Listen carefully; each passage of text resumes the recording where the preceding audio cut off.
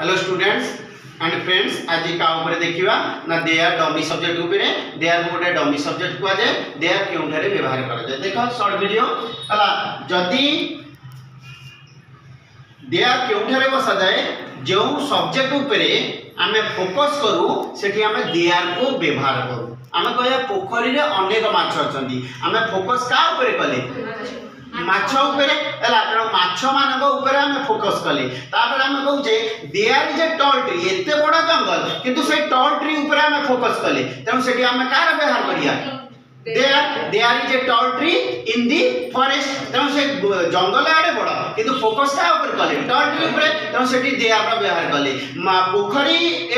पोखरी अछि ता ऊपर माछ ऊपर आमे कोन करचंदी फोकस करचंदी तेणु जदी कोनसी जिंस ऊपर फोकस करा जाए सेठी कार यूज करिवा देयर जदी फोकस न थाए से जिंस ऊपर ताले सेठी आमे जहा सब्जेक्ट थबो सेही सब्जेक्ट की बसैबा ताले आज आमे कार व्यवहार देखथले देयर डमी सब्जेक्ट हिसाब रे व्यवहार करले जोडी जिंस ऊपर फोकस आमे दो सेठी देयर को कोन करू व्यवहार करू ताबले